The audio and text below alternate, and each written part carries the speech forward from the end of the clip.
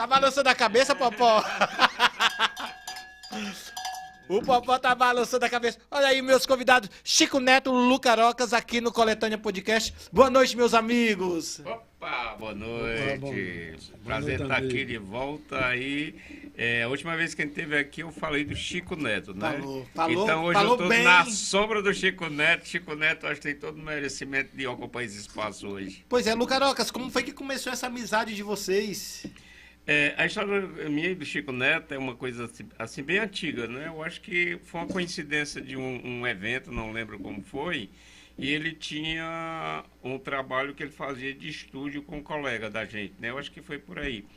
E aí, a partir daí, a gente se encontrava nas casas de cultura e eu comecei, de uma certa forma, trazê-lo para as minhas atividades, digamos assim. Aí a gente começou a fazer alguns projetos juntos. E a gente está nessa caminhada há bastante tempo. Chico Neto, vaqueiro, seja bem-vindo, Chico Neto.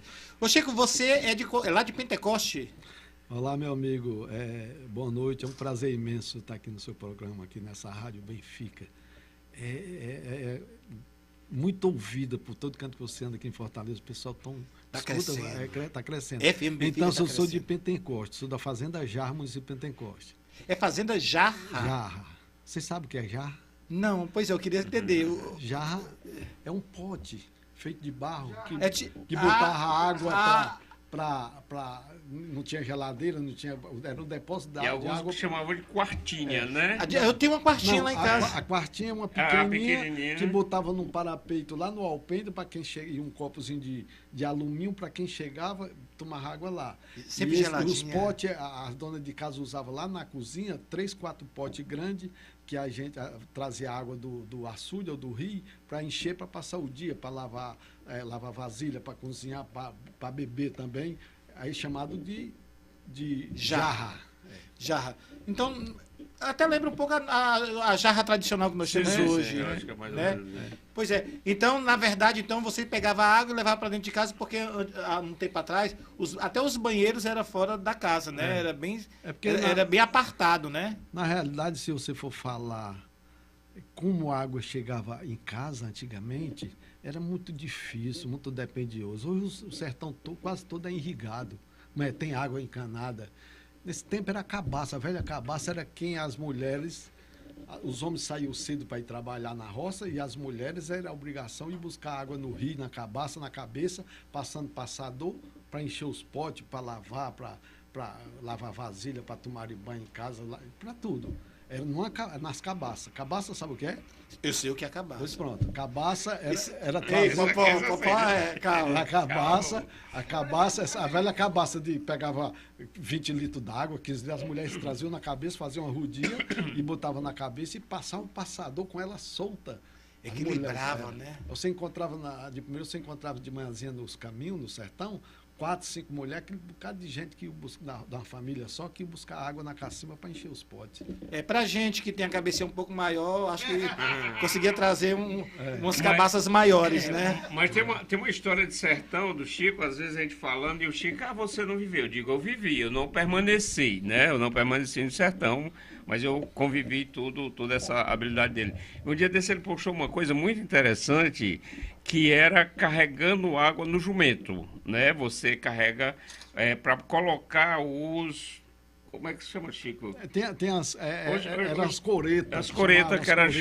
Feito de madeira, depois feito de pneu também. De pneu. Que você fazia tipo um pote, tipo uma vazão, um depósito para carregar água, transportar água. Aí você ia buscar no rio para casa, 4, botava no jumento, botava uns ganchos, a cangalha, uns ganchos assim, aí botavam embaixo ou em cima. Não, mas o bom é a história de como você conseguia fazer isso. Você menino, eu menino, ele menino, né?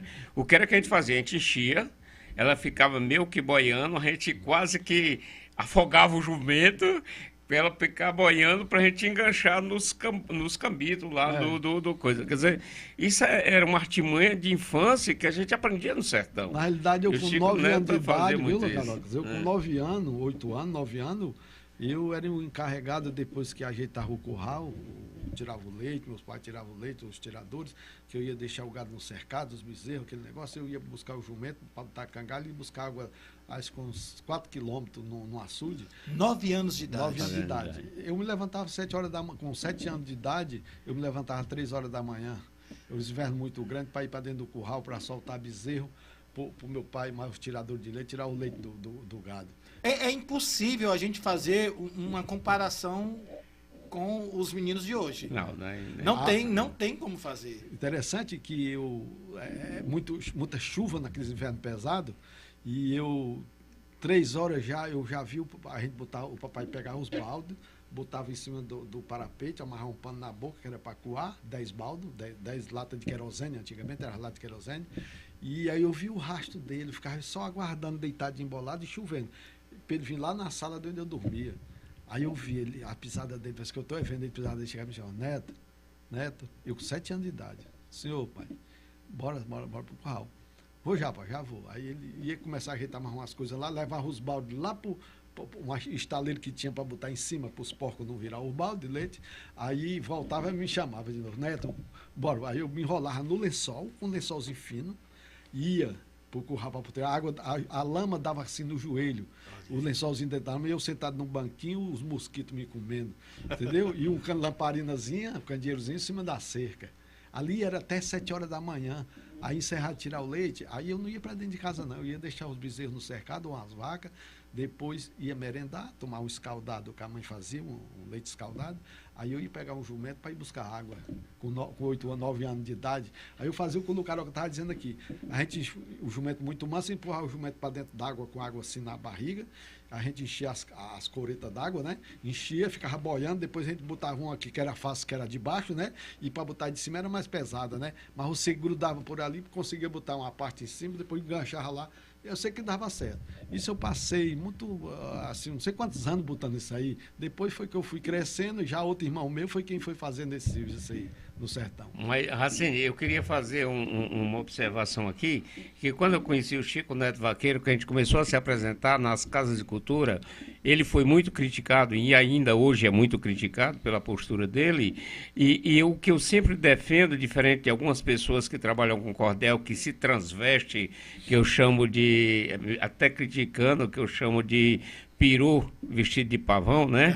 Peru querendo ser pavão. E eles criticavam o Chico Neto, porque o Chico Neto, e eu defendo, e já peguei até meio assim, briga com alguns colegas, eu digo, Chico Neto, ele não se transveste, ele é vaqueiro. Ele é o vaqueiro? Ele é o vaqueiro, tá aí a história dele demonstrando isso. Então, ele é vaqueiro, ele trouxe a cultura do vaqueiro com ele, que ele não deixou morrer, e até hoje a gente tem feito muita coisa.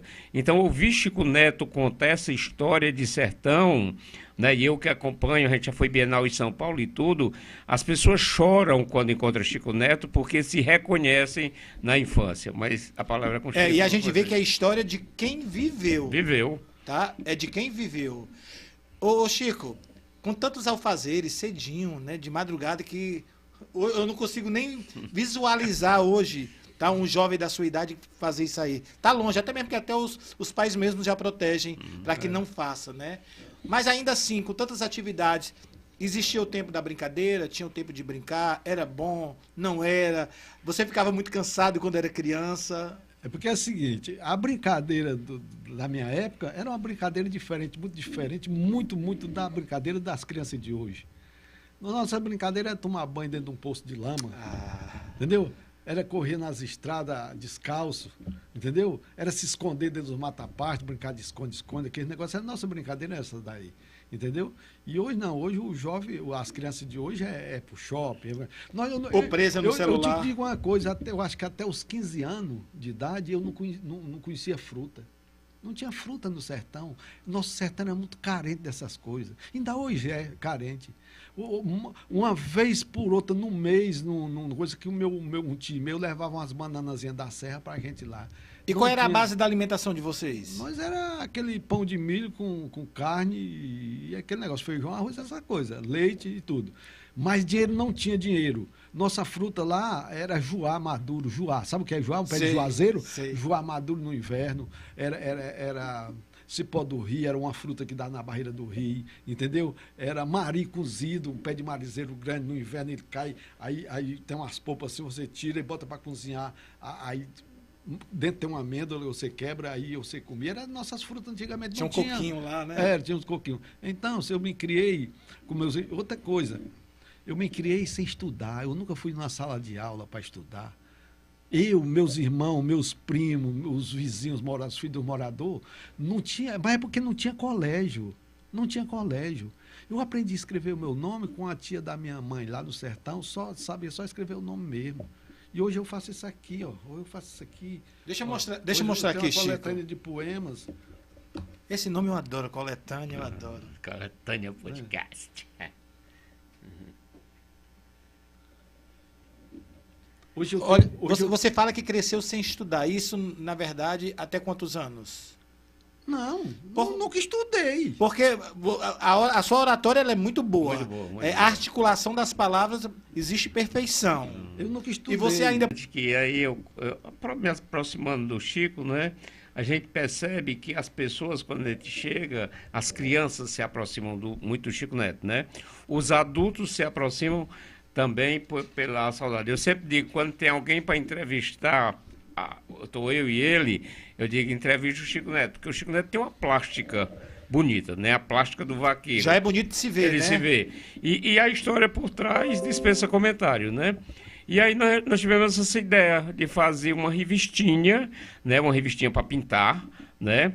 E tem dado muito certo, porque é um material a mais para divulgar e é uma forma de ter um contato da cultura do vaqueiro na lembrança da criança que não conhece. Se você abre aí, você vai ver que tem as cenas, né? As cenas do vaqueiro, né? Em determinadas situações. Então, isso é uma forma de alfabetizar, sem letras, digamos assim, a história da criança, porque a criança vai percebendo que tem, né, algumas cenas e as mães, os pais vão orientando e trazendo um pouco da história, que muitas vezes essa história aí foi a história do avô, que eles não conheceram, sabe, dos pais de muito. Então, essa identificação é muito forte. Eu percebo que vocês fazem muitos eventos em escolas, né? Vocês visitam muitas escolas. As crianças fazem muita pergunta, Chico? Faz. Cada pergunta, muita pergunta, muita pergunta. Eu trabalho com projetos, né? Com editais da prefeitura e do estado, né? Aí eu quando eu sou contemplado naquele edital, aí eu vou fazer nas escolas dar palestra, levar algumas peças do vaqueiro, alguma coisa. Você perguntou, muita gente faz essa pergunta, como se eu não estudei, como foi que eu fiz isso aqui? Como foi que eu fiz isso aqui? Eu cheguei aqui em 82 em Fortaleza e eu cheguei sem profissão, porque vaqueiro não era profissão. E aqui é onde eu trabalho de vaqueiro? Não tem. Pois é. Aí eu tirei carta de motorista e fui ser motorista de ônibus urbano. Trabalhei aqui 28 anos de motorista urbano aqui em Fortaleza, nesses bairros aqui por todo canto. Dirigindo? Dirigindo. E Qual o detalhe? Interessante é que a empresa que eu trabalhava, por último que eu trabalhei 20 anos, o filho do dono me patrocinava. Quando eu queria tirar umas cópias de CD para eu viajar, ele facilitava a minha folga, facilitava tudo. E me ajudava, né? Aí ele pedia assim, eu rodava no aeroporto Centro. Ele dizia assim, Chico, amanhã, domingo, vem com a roupa de couro, dá umas 2 viagens aí encouradas. Eu dava 2 viagens, 3 viagens encouradas do aeroporto Centro. E parava no sinal, o pessoal abuzinava e eu abria a porta, o pessoal dava os parabéns, vendeu encorado, gostava daquilo ali. Ou seja, ele está dizendo que ele dirigia com a roupa de couro, né? Ele era um motorista de ônibus vestido de roupa de couro. Aí, quem é, Popó? Era o Rogério? Era o Rogério. Gente fina demais. Popó conhece todo mundo aí. Gente fina Aí tem um demais. detalhe que eu gosto dessas histórias do Chico Neto, depois a gente vai conversar um pouco sobre a minha história para vincular com a dele, é que ele ficava, segundo ele me conta, né, ótimo, ele dirigindo lá e debulhando uns poemas, né? E aquela senhorinha olhava para ele quando desceu, o senhor é rezador, né? Como é Eu dizia, porque eu não ligava o rádio do carro justamente para compor minhas coisas. O que faz você fazer isso aqui? Aqui tudo está aqui, minhas alegrias, minha tristeza, minha saudade, está tudo aqui nesse livro aqui. Lá do sertão, do meu povo, da pega de gado, dos vaqueiros, está tudo aqui. Então, eu não conseguia dormir. Eu acordava à noite, quando eu fechava os olhos, começava a cochilar, acordava à noite, a mulher mexendo comigo, eu chorando. Me acordava chorando. Eu andando na casa onde eu morei, lá no sertão, eu vendo a minha roupa de couro pendurada, a minha cela, os arreios, minha faca do serrote pendurada aqui nas perneiras, e tudo, e outras pessoas tomando conta da fazenda. E eu começava a chorar. Aí a mulher pensava que eu estava passando mal, mexer comigo, entendeu? Para me acordando. Aí eu comecei a compor aqui, eu saía do centro para o final da linha, aí eu comprei um gravadorzinho, aí eu ia compondo essas canções no sertão, não sei o que, não sei o que. Aí quando eu chegava no final da linha, eu disse, gravava. Aí eu juntando, eu fiz isso aqui. Aí as senhoras iam descendo, as velhinhas, diziam, desde o centro que meu filho, que eu venho te observando, parabéns, você é muito católico. Não, você é muito religioso. Você é muito religioso. Ela dizia. Só que ela não sabia que eu estava compondo minhas canções. Hoje está aí. Aí o computador, você leva para o computador, ele ajuda, entendeu? Aí eu tenho uns amigos que me ajudaram, tá aí, hoje tem isso aqui. E a gente teve a oportunidade agora de, recentemente, fazer um livro do Chico Neto, né? A Edilual, nossa editora, fez um livro do Chico Neto, que alguns poemas, né? E nós também temos um cordel em parceria, algumas coisas assim. Tem trabalhado junto.